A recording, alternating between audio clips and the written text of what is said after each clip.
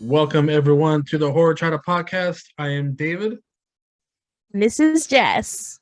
What is happening? A little anxiety ridden today, but we're going to get through this one. That's And I'm how I live excited my to life. talk about it. Yeah, exactly. I feel that. So we got a treat for you guys today. We are doing Gerald's Game from Stephen King.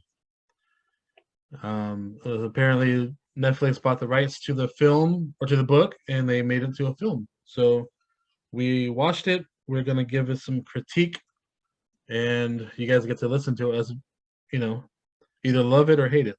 So we're gonna get into it. The movie starts off with Gerald and his wife on their vacation, driving to a location in the woods to their vacation home, I guess. Actually, I kind of want to interrupt you for a little bit. I just want to add that this movie was directed by Mike Flanagan, and he directed Oculus, Hush, and also Haunting of Hill House, Bly Manor, and Midnight Mass. So those shows, if you haven't checked them out, they're on Netflix, most of them, and they're pretty great. So I knew his name looked familiar when I saw it, but I just forgot to look it up. But he's an amazing director. director, I okay, I stand him stand by him. 1000%. Yes. A huge Mike Flanagan stan over here. So, like I said, we get the scene of them driving to their house or to his, I don't know, timeshare, whatever it is, and you see that like they're having problems in their marriage, and you can see that he tries to like grab her leg, sexually, and she kind of shuts him down like instantly. And you see the kind of like tension and like the stress of Gerald, his reaction to it, and he's like, basically like, like we need to work on this stuff, blah blah blah, kind of thing. And they almost on the way there they almost hit a dog, which you will see a lot of during the movie. And they end up at the home, into which they get ready for their own evening. So Yeah. in that, yeah. So sorry, go ahead. Well, it starts off with like the title card on top of this scene where Gerald is seen putting the handcuffs into a suitcase, and then the title card Gerald's Game like Oh is yeah, right I on forgot top of about that. that. It's like nice, like kind of segues you into like what's about to happen. He's getting ready for reigniting their relationship, and by all means necessary, and we see how that goes down. Well, and you also see like she only packs like her clothes, right? And so like and then so you kind of get like the like she's just there to enjoy herself, as she's there. And obviously he has more intentions. That's why he has the cuffs, and Hmm. so you kind of get like that thing where he's like expecting something, and Yeah, totally expecting something. yeah. So Yeah. they show up, and they're she's getting ready for him because they've been having marital problems, and they're obviously their sex life is just non-existent. And They've so been having issues with that for a while. That's kind of oh like yeah, that's the impression I got. and just their relationship in general. They've been So struggling. probably for a while. But Yeah. I don't think they really say how long. It just to me, I get the feeling that they've been struggling for like years. Years, yeah. I Hmm. mean, I got that impression as well. Yeah. So she's like in her lingerie gown, and she's getting ready for bed. Well, not for bed, but to do their thing. And Get a little frisky. yeah, she's looking good, by the way. Yeah, she's a gorgeous. Oh, by the way, little side note on her. Her name is Jessie, and she's played by Carla Gugino. I don't know if I'm saying that right, but she was also on Haunting of Hill House, and she was a great character in that show. I think Mike Flanagan likes to recycle his actresses, and I'm not mad about it because Yeah, she's a pretty lady. she is for sure. I thought I know I've seen her before somewhere, but I haven't watched House on Haunted Hill, so I don't know where else I've seen her, but I've definitely seen her at some point Yeah. elsewhere.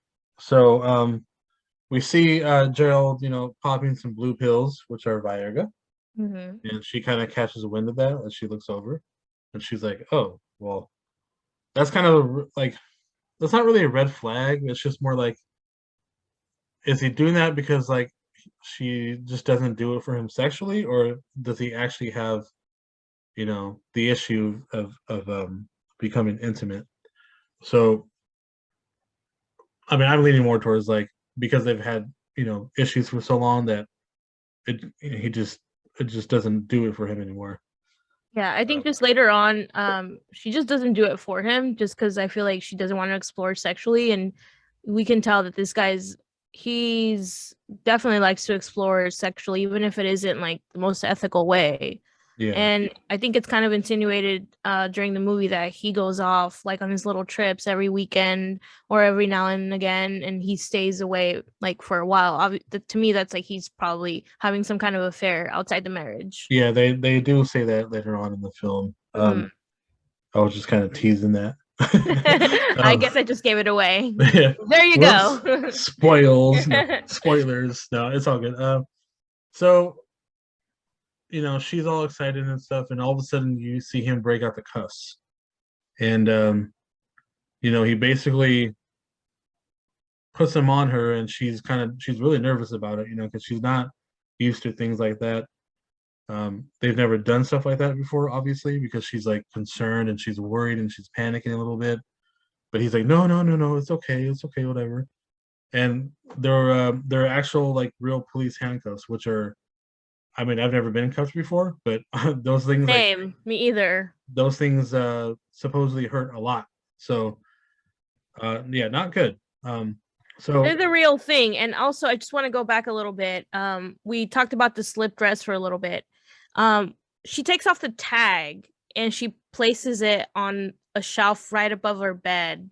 I think that's an important thing we need to know just as we keep going on, because that's going to come back into play in a bit, right? oh yeah, yeah, yeah. Hmm. I forgot about that little part. It's like such a like minute detail, but it plays an important thing later on. So just wanted to For add sure. that. Yeah, Yeah. yeah. Good call. Um, so okay, so I'm gonna go on a kind of a whole thing about this. And I So want to hear this. I'm actually interested in yeah, this. so I mean, I guess not a lot of people know. I mean, some people know, a lot of people don't. Well, now a lot of people do because I talk about it on my other podcast. I am a part of the BDSM community, Go off, and King. so um, there is a lot of things wrong with this whole thing. Basically, for one, you're supposed to talk to your partner about the things that you want to explore, and that's part of trust, right? Number two, there was no consent. She didn't know. She didn't really agree to it. She just kind of like nervously let him do it because he's the husband, and but there was no like there was no trust or consent to that at all, and that's like something that's like you have to do. I mean, there should be communication no matter what, you know. Like he should have been like, look, since we're on our trip, like, can we like explore these things? And that's how like the whole thing should have went down. Like she's like, well, I guess they kind of talked about it, but he didn't like tell her what he wanted to do with her. And like that's the one thing that you're supposed to do in like the community is you're supposed to communicate and agree and consent, and like it's all about communication and trust. And obviously this guy is just a dickhead and he Mm. just figured, oh, like, it's fine, she'll be okay, whatever. But it's like, no, you're using real handcuffs that obviously we see later on, uh, destroyed her. Basically, just she had to go through a lot to get them off. So there was just like that really bothered me because I was like, in any normal situation, like you're not supposed to do that. Like it's just you could probably go to prison for that. And I mean, it's just so messed up. He had this kind of like rape fantasy. Like, oh I yeah, he mean, was like I don't know who Gerald is or whatever. mhm. Like I don't know. There was just so many things wrong with that whole thing. I was like, dude, like this guy deserves to go to jail. It was so clear that she was uncomfortable with the whole thing, and he still kept going. And the more that she resisted, the more he got off on it. Yeah. And So it so just made the that viewer uncomfortable too. yeah, I was like, oh my god, so many red flags.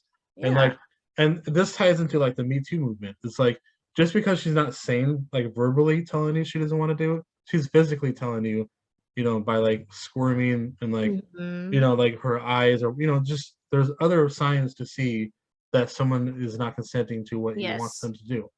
And I Yeah. was like, well, that's this guy's a total, just gross, right? Just a dirtbag, and Yeah, it's obvious that he gets off on like trying to take advantage of women and being in control and having power.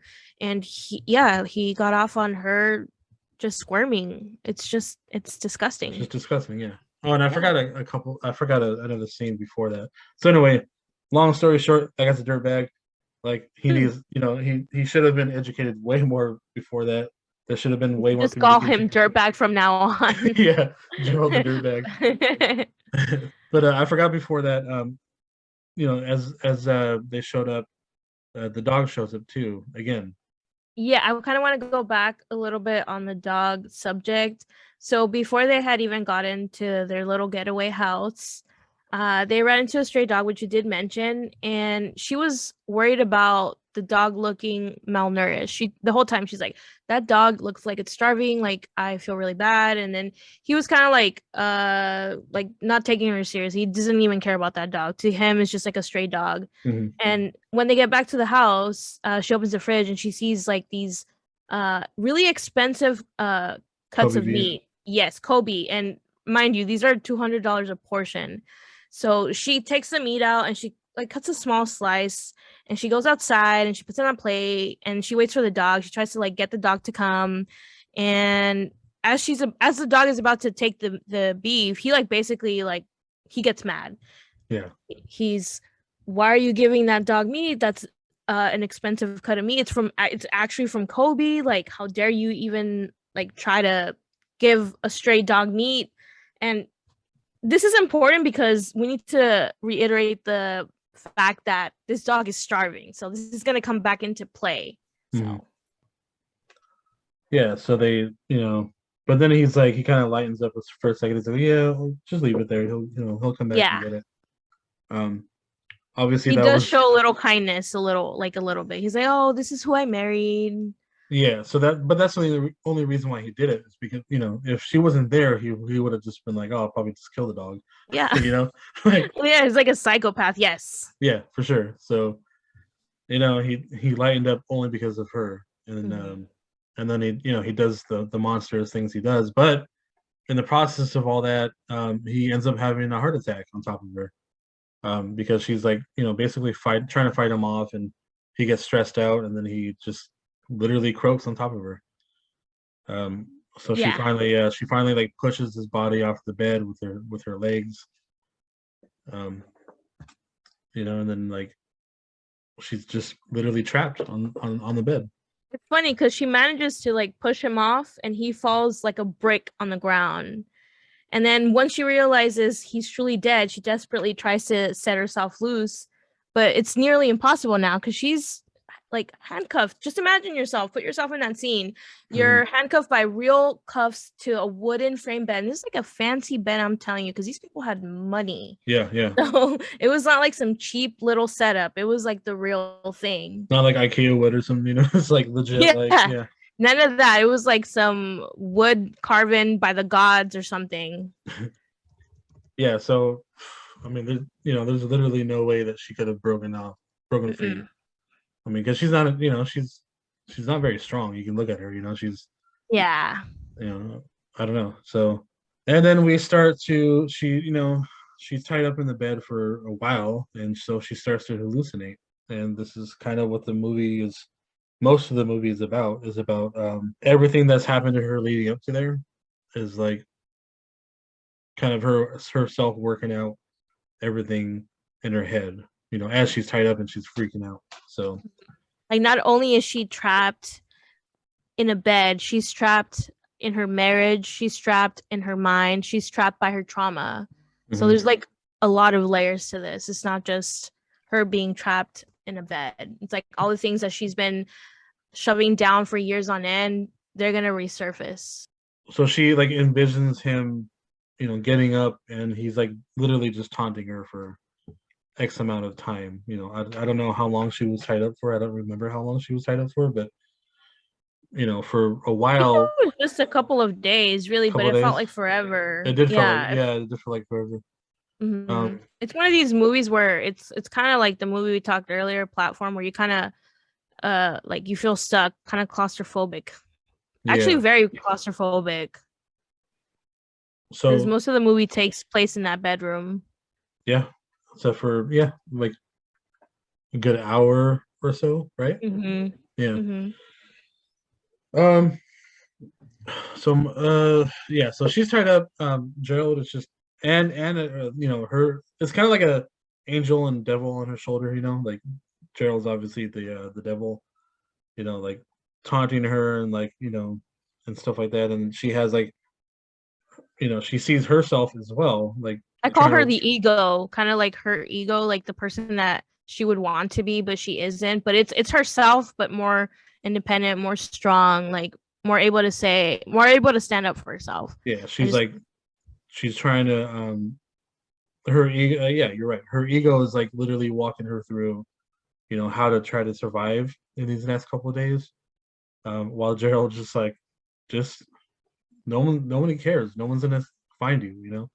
You're gonna Mhm. die. The Basically. director actually does this really interesting scene where they zoom out of the room, then out of the neighborhood, then out of like the whole town. It's just to show you how alone she really is. Like this is a desolated place where there's nobody that can hear you. She is stuck on her own. And I think that's kind of like an allegory for how she's been alone her like she's been like holding on to these secrets for so long that she has never been able to talk to about it with anybody. It just like signifies just how alone she's been this entire time, especially Mhm. up until this point, you know? Yep. Um. So there's just a ton of dialogue back and forth. Um. You want to take over for the next? Yeah. So basically like hours go by and she hears someone walk in and lo and behold, the stray dog from earlier walks in, clearly still hungry. The dog licks Gerald's blood and takes a piece of his arm. And Jesse manages to get the book from the shelf. And this is an important scene for anybody who's seen Midnight Mass and is a Mike Flanagan stan as myself. The book that she's holding in her hand is actually Midnight Mass. Anyways, she Oh, chucks it onto the dog and she manages to get the dog off for just a little bit. So she's able to scare him only for a bit though. But I yeah. just wanted to add that. That was so cool that he added that little Easter egg of Midnight Mass because Midnight Mass didn't come out until I think 2021, if I'm not mistaken, which is last year. And I binge watched that show. And anybody who hasn't seen that show, including yourself, should watch it. It's a beautiful show. Yeah, I'll check it out. And we also forgot that when they got to the house before all this madness happened, Mm-hmm. she left the gate open on accident, and like she looks back and she's like trying to tell Gerald, like, oh, the gate's not closed, but then he like kind of like rushes her in, Yeah, to he get was just ready to get down to business. yeah, Essentially, she didn't have time to close that door. So that's basically why the dog was able to come in and take a little piece of Gerald's arm because he's dead. He's dead on the ground. This whole time she's suffering in the background and there's a dead body at her feet. hmm So, and that was pretty graphic too. Like you seen the dog just like literally eat, tearing up flesh. And I mhm, was like, okay, like at least this is not really a horror film. Like obviously it's psychological, but mhm. at least we got like a little bit of gore, I think it's Cujo coming back. right? He's just eating a little bit of Gerald. I think So he meant that or Stephen King. oh no, I forgot about Cujo. Yeah, Yeah. yeah, yeah. No, that's a good little. Little reference right there. Yeah, that's perfect. Yeah. So what do we got after this? So this is when we see Gerald actually like get up from his body. Like this is where he becomes like you said like the devil. And Her doubts, her like fears. yeah, yeah. And next thing you know, like he walks over to his body and Jesse realizes that he's not real. And he starts lecturing her about feeding stray dogs and just makes her feel guilty about everything she's ever done in her life. And he continues to antagonize her and tell her she's lost her mind, you know? Hmm. He starts reminding her about her options and the fact that she's wasted 5 hours. Her neighbors are not going to be able to hear her for the next month. The house is tended to, so literally no one is going to hear her. She continues to have a conversation with Gerald, and she manages to get her hand free and her other hand next. Is that correct? Actually, she manages to get her hand free. Yeah, so what she has to, okay, so there's a couple of things before she gets her hand free. For one, Gerald luckily left a glass of water on top of the little like headstand, I guess, like or Mm-hmm. the little like The little not shelf. shelf, yeah, I guess shelf Yeah. above the bed, and then also she put the tag up there, like you said, and Yes. so she had to like figure out a way of drinking water because she was thirsty, she was weak, and so there was that whole thing where like her conscience had to like walk her through how to drink the water with the tag as she had to roll up. And then that's and mind you, like that's like really hard to do, especially when your hands are separated so far away. Like she had to like move herself to like to get this to make a straw and then to take sips out of the water, even though she had to reach up way up high, Mm. and the she couldn't do that all the way because like her hand is just kind of caught Stuck. halfway. Yeah, Mm-hmm. She has to kind of slide the shelf like towards her. I don't remember if it's right or left, but it doesn't really matter. She left. like, let's say yeah, her left, right? And then she Mhm. has to slide the little piece of paper, and then she has to roll it, and then she has to somehow like put the little straw that she's made, that she's concocted, into the glass, and then she drinks. She's actually able to drink, and her ego actually reminds her like, you gotta like watch with that water, like you can't drink it all. You might be here stuck. We don't know how long you're gonna be stuck, so you just kind of have to ration out Yeah. how much you're gonna drink. So, and meanwhile in the background, the dog is continuing to feast on Gerald. Yeah, he's like, oh well, like this is fresher. So, Yeah. and also, so her ego, her her conscience, like finally was like, all right, we've been here too long. Your wrists are like basically destroyed at this point. You lost feelings in your hands for the most part. You need to get out because you're probably gonna die here, basically. But like, Hmm. not in the same way that Gerald's like taunting her. So she's like, well, you have glass, and so she kind of like reminds her like, you don't have a lot of nerves right now. Like, your nerves are pretty shot just because you're in the cuffs. So she has to like literally break the glass on the shelf. Um, so she does, and she gets a little piece of glass, and she starts carving her own. She starts cutting her own wrist, um, Hmm. because her nerves are pretty shot, so she doesn't feel it as much as she would have normally. And she literally she does get out, but it's pretty gnarly. That whole scene was pretty gross. I think that's I actually like yelled, like I actually was screaming at the screen, like physically like uncomfortable, and I enjoyed it a lot though. I mean, you could see like basically like she had so much blood on her hand Yeah. that it kind of created some kind of lube for her to like be able to take her hand off the cuff, but while doing that, like her skin from her hand completely came off, and you could see tendons Oh, and God, yeah. her like her muscle and her yeah, it was just so like graphic and disgusting and painful. She was like letting out these guttural screams that Yeah. just added to like how painful that must have been. I'm like, I could never do that. I'd probably just, if I were her, I would probably just die. I'm like, there's no way I'm strong enough. Maybe it was the adrenaline like that she may had in her body, but that's a no for me, dog. It's funny. It was funny because like so my partner is a nurse, and even she was screaming. She was like, oh, oh. And I'm sure she sees a lot of like crazy, interesting things at her job. So for her to be squirmish, it's just like, Yeah. ugh. Yeah, I was like, even me, like I love horror stuff and like gore, and even that I was like, that was really good though. Like I gotta admit, like that was like, I don't know, there's not a lot of movies that like pull it off like to make it realistic, I was gonna say it's really realistic. Yeah, like because a lot of times like these days they use like digital stuff, but like this was like classic, like old school looking, style, which I loved. I Me too. love It like looked the like old a school. practical effect for sure. Exactly, and I love that. That's my favorite like effects. Oh, me Um, too. I get really turned off on like digital stuff, like The CGI stuff. I mean, all the CGI. sometimes if Yeah, it's done like tastefully, it's very rare when it's done tastefully. There's some movies that can do that, but I think yeah, overall, I'm the biggest proponent of like practical effects. It just you can't you can't go wrong with the practical I mean, there's so much that could go wrong actually, but it Hmm. just looks so cool. Like the final product, it just looks more real. Like people, there's artists that put their time behind that. They put like this, it's just like it's an Yeah, artistry. So for it's sure. kind of I lost. I um I was blown away by that. I was like, definitely a thumbs up on that part for sure. Yeah. And it's like the So only gore like fest that we get, which is so like little. And I honestly wish it had more. I think that's like my criticism. Like I think I wanted a little bit more gore just to show like how bad things were. But even yeah, that little scene to me was like worth watching the movie up until that point. So I really enjoyed it. oh yeah. Oh, I mean, I'm gonna like that's like the one scene I want to like really remember, for like a long time. It was just so graphic. Um, so she gets so at this time also. I think even right before that, I believe it's right before that. She starts flashing back to her childhood.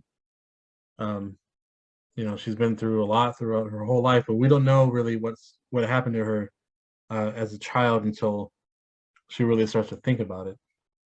And we see some like horrible things with her father. Um, I want to get into that a little bit. I know it might make some people uncomfortable, but I think no, in I order mean this is the whole movie's about trauma. This is why like I think like yeah, exactly. I think we need to make a little bit of people uncomfortable just to tell the story, like to do it justice. But she keeps seeing this man in the corner every night that she goes to sleep, and she ends up calling him the Moonlight Man. And one of these days, she's like having this like really bad dream, and the Moonlight Man says mouse, and that sends her into like a spiral of her childhood. And the person who used to call her mouse was actually her dad, and he basically it's kind of a sad story, but we come back to like a Kodak moment on a day where there's this eclipse that's going to happen, and the mom, she's played by Kate Siegel again, another Haunting of Hill House and Midnight oh Mass reference. I love her. She's so pretty. She looks like Angelina yeah. Jolie. Anyways, so she's the mom in the flashback, and the dad, they're having this argument because she doesn't want to go on the lake.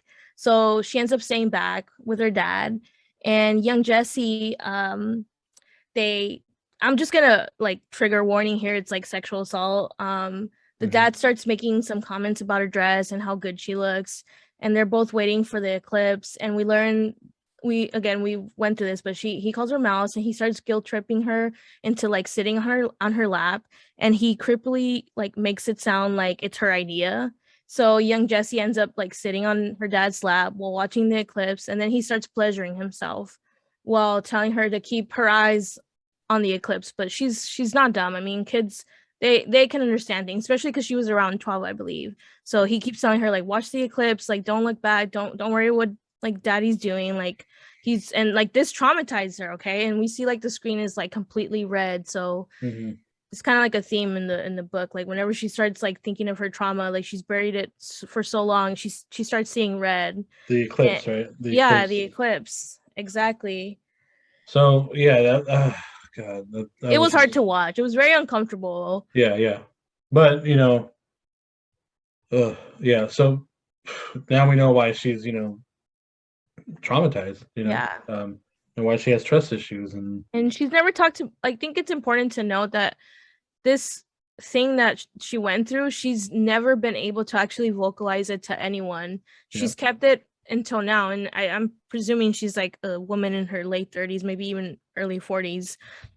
Could you imagine that? Like holding on to something so heavy for that long and not being able to talk about it, it's going to haunt you forever. yep. Almost to the point where she kind of blacked it out. Like she didn't even believe that that actually happened to her at one point.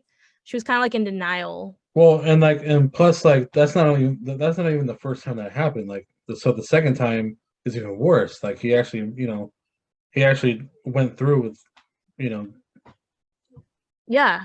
Like with basically, assaulting her. yeah. So he like had his way with her, like, and of course, like the next, I don't know, the next time they talk, he's like he literally manipulates her. Like, the father is apparently really good at manipulation because he makes her think that you know um she's gonna ruin everything if she talks to anybody about it. Um, and he like guilts her into like like I'm gonna tell your mom, but it's gonna ruin like our family and blah blah blah. Like, and he doesn't say it like in those words, but he is implying that that he's gonna ruin just everything, or not him, but she. If she's open about it, their world's gonna fall apart basically. So it's disgusting how he makes it feel like it's almost like her fault, like it's her yeah, idea to not even say anything. Like he's gaslighting her into thinking like you're a little crazy. Like you might not want to actually talk about this because how's it gonna look on you? How's it gonna look on me? It's gonna destroy our family. We're gonna like what's gonna yeah. It's just like it's gonna tear our entire family. So but if you want to tell, you can tell. And then that's what she says, no, no, I promise I'll never say anything. I promise I won't like ever talk about this again. And then he almost makes it, yeah, he makes it seem like it's his, like it's her idea in the end, but really he's just manipulating her. oh yeah, hands down, A and hundred it's, and percent. it's he's literally a monster for that. So Yeah. uh, and like doesn't he like don't they say that he like disappears after that? Like he like leaves the family? I actually don't remember I'm that. pretty sure he like they mentioned that he like left the family right after that too. Oh, I didn't catch that. Yeah, so like um Maybe he was like guilt ridden or he felt shameful. That could be a thing. it could be, or maybe like the mom actually found out or something. I don't know because I don't know, but I'm pretty sure like they mentioned that he leaves like right after that, and that that probably messed her up even more. I have a So feeling that the mom kind of knew what was going on because I feel like the way she talked to her as a teenager, she almost sounded kind of resentful towards her daughters. And like, I hate saying this, but a lot of times when victims of abuse go through something similar, and like the mom might have an idea that the dad is doing something to the daughter, they almost get a little jealous, which I know sounds so messed up, but I've done a yeah, little research on this, and yeah, a lot of times it's like they hold resentment towards their own like daughter for the dad even like giving attention to them. It's like this weird, really weird dynamic that happens. So I don't know if that yeah. makes any No, sense. I've seen not seen it, but like I've heard of that too. It's Yeah, crazy. yeah, It's just I don't know. What do we got next? yeah. It's like this so dark. It's so dark, yeah. So she breaks herself free. We have all those flashbacks. She literally rips her hands out of the cuffs. And she like basically puts her skin back on, like Yeah. as a glove. And unfortunately, her phone's dead, but she gets to the keys, unlock. She's fully out of the cuffs finally. She gets the car keys, and so she was the dog in the way. I forgot. No, she was just dehydrated, basically. Like at that point, even though she quickly, like as soon as she got off, was unable to get herself off the cuffs, she went to the sink and started drinking water. But she tripped. She kind of just tripped on her own, just because she was like tired, parched, Oh yeah, and then she passed out, right? and she passed Um, out. Yeah, she yeah, passed out. and then so she has like her dreams and stuff again. She doesn't. I think she envisions the when she's like driving away on the road. That's an important scene because in her rear view mirror, she sees the Moonlight Man actually. Again, right? Yeah, she sees him, and that guy is really scary. And this is where I say that CGI can be used very tastefully, very rarely, but it can be used tastefully. We Hmm. see him in the background, and he's really scary. He's got like these red glowing eyes. He looks like the devil, and he looks like he's jaundice ridden, but he's creepy. And she Yeah, sees him. I think that signifies like now that she is able to uncuff herself and she's driving away. I think it shows that she's moving forward. She's gonna like even though she's trying to leave her past and she's trying to leave her trauma in the backseat, it's always gonna be there to remind her like who she is and what she's been through, and you're not gonna be able to get rid of that no matter how hard you drive forward. and So also like so after that whole scene of her like seeing the Moonlight Man again, and you know she has to give up her wedding ring, and these little weird things, and so as she's driving away, like in real life, she sees Gerald waving goodbye to her, to signify that she's finally like leaving him behind as well. Yeah. Um, and then He's like unshackled from his cuffs now. yeah, because in a lot of ways Gerald like represented her dad, like the way that he treated her, the way that he manipulated her, the way that he had control over her and silenced her. It like symbolizes that she married into the only dynamic she ever knew. Yeah. So she as she's driving off, she passes out again, and she crashes into a tree. And that's when we she gets lucky and she gets found by a couple of guys or people. We don't know if they're guys or not. Just people outside of the woods, I guess out of their house. And I think so. We kind of know why they're out there flashing the lights, but we don't know why yet. But Hmm. so she crashes her car. And she honks, and they finally go to her to basically rescue her. So Yeah. she wakes up in the hospital. Her arm, her hand is fully tied up, not tied up, but wrapped around, and she's recovering finally. Um, so it turns out that um, after she was saved, she there's a lot of stuff that happens. So she like basically starts a foundation to help people with traumatic experiences, especially with like sexual assault and stuff. Hmm. And so she does all this great work to like help anybody that needs it. And And she starts telling her story as much as she can. She even mentions how she's kept it in for so long that now she makes sure to tell her story every single day just to make sure that if someone's going through something similar to her, she can hopefully shed a light on the issue and make them feel like they're not alone. So I thought that yeah, was very powerful. oh yeah, hell yeah. I was like getting I, teary eyed, like, you go, girl. yeah, I was like, oh, good. Like, she got her happy ending in a way. And we also find out, so the Moonlight Man was actually a real person.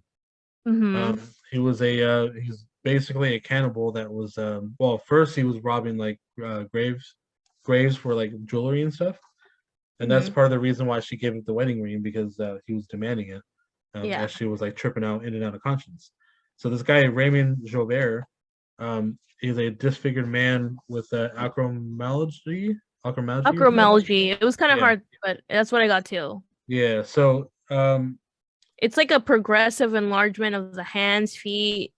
So it makes yeah, you look like a monster, basically. It's yeah. kind of So one of scary. your glands like goes into overdrive and it produces like Yes. yeah. So he like literally looks like a monster because he's Mm-hmm. huge and he because of his condition he kind of well maybe not because of the condition but maybe there was like other stuff in his life that was happening but he was being raised by his sister and the brother-in-law and he ends up killing them both, eats the husband, and goes on a rampage basically. And that's the And thing too that's important to know because he was only into eating men, not women. So I think that's why she narrowly escaped and like survived. She didn't yeah. even know this man was real in the first place, but the only reason why she survived is because he would only eat men. So okay, and also she was the only survivor from Jobert as far as I Mhm.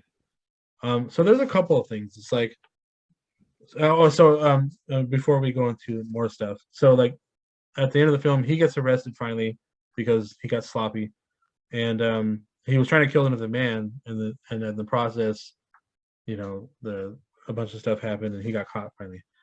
So during the court case, during his trial, she ends up going to the courthouse and walking up to him, or as close as she can, and so Jobert turns around. He's like, "You're not real. You're the Moon Lady or whatever." Mhm. And so he like frees, and then he like rips the cuffs. When I was like, and I thought that was crazy. Um, Also because those things are like the steel. You can't Yeah. just, what I We mean? went Like, through this whole movie about how cuffs can really keep a person trapped for days on end, and right? he just rips it like he's Superman. So Yeah, he could have like literally killed her the minute that he got, but he didn't. She got lucky.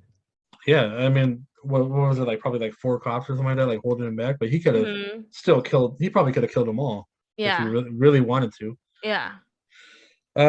So he freaks out because like he thinks that she was already dead or whatever, and or just I don't know, maybe he like doesn't realize all the time what he's doing, and maybe thought like he goes on these episodes and maybe she was just a figment of his imagination as well. Mm, I could see Um, that. yeah, so he's surprised he sees her. He's like, you're not real. You're the Moon Lady," which is funny because like he's The the Moonlight Moon, Man. the Moonlight Man. So Mhm. she's like, so at the end of the film, she's like, you're a lot smaller than I remember you. And I was like, That was so yeah, powerful. I wrote on my thing, I'm all gangster. Uh, Because you got to remember too, like she saw the Moonlight Man, but then he turned into her dad. She saw her dad in the courtroom, like, and then she saw Gerald. So it was like it represents all these men in her life that have trapped her, that have manipulated her, that have kept her back in some way. So it's just very powerful to. It was like her telling her childhood self, like, you can do this. Like you are not as big as I remember, and I'm gonna continue to live my life, and you're no longer gonna hold me back. So it yeah. was beautiful. So I have a theory, and it's probably wrong, obviously. There's no wrong theories. But okay, so the dog, obviously the dog was real at first. So I'm wondering like if she got confused while she was like in and out of conscience and like slipping through reality because she was obviously in those couple of days she was like really out of it. Hmm. So I think the Moonlight Man was always there, like, or at least for the most part. And I think like she envisioned the dog, but it was actually Joubert. Because remember, like the dog was like looking at her foot, and she like kicks it, and like so he was like tasting her flesh. But then And there's then also this one scene where she's having one of these like really crazy nightmares, and somebody's eating her foot, and she wakes up, and it's actually Jobert. I don't know if you remember that. Like yeah, he's yeah, like yeah, yeah. that was actually one of the jump scares, like one of the few jump scares that there was in the movies. That was so creepy, like just seeing his creepy little eyes like staring back at Hmm. her. So yeah, I think I know where you're going with this theory, like that the dog was not even there. Is that where you're going? Well, I think maybe only a part of the time, and Mm-hmm. like and besides, like, oh, actually, maybe not even at all because like the dog was eating, he just kept eating Gerald, right? Like Yeah, all the the time. flesh. Yeah, Mm-hmm. so obviously, I think that was just Joubert like eating, and she's just like envisioning the dog because that was like the last thing that she saw before, you know, and all. Before they, yeah. Yeah, and she didn't know who or why Joubert was there besides, and eventually she figures out that he wants the ring from her hand, um, and she gives it to him before she leaves. Mhm. So I think like the dog represented Joubert the whole time, that he was just a wandering, you know, a wandering, basically a lost soul, even though he was pretty evil. And she essentially gave him attention, and he came back and then ate Gerald, and then kind of like waited for her to die, but then she didn't. So I don't know. Maybe that's partially right. I actually do agree with that, and I went to see like what let's see what people think about this, and I did read a lot of similar things where people didn't believe that the dog was real, that it was the Moonlight Man the entire time, and not to like really piggyback off of that, but basically, it's interesting to note that all the stuff she went through, like all her delusions, her being in like in this fugue state where she doesn't know what's real. Obviously, we know that her ego and Gerald's spirit are not real, but the Mhm. one thing that was real was the Moonlight Man, and he's like the one that seemed like the most like unreal out of all. Like, Everything, yeah, yeah, it just like it really like got me thinking like it just makes me sad, like, and my heart breaks for her, like all this stuff, like she doesn't even know like what's real and what isn't anymore. She's so like out of touch with reality and like not in like tune with her emotions, and she's so traumatized that she doesn't even believe like what she's feeling is real, you know. yeah, yeah. So man, so that was a lot to to Mhm. a, a big process to deal with and to watch, and um It was really sad. Like I wanted to cry. She said like this beautiful quote, and I think I just like this is gonna be the theme of our show that I like reading quotes. But she says, "The people who are supposed to protect you from the monsters turn out to be the monsters themselves, and it almost killed you." So that was her. Like yeah, her dad the entire time was supposed to be somebody that's supposed to protect her, and he ended up being the very monster, just like the Moonlight Man was in the entire story. And This breaks my heart. Yeah, it's awful. Yeah. Um, so man, that was a lot to take in. Yeah. But yeah, that's the end of the film.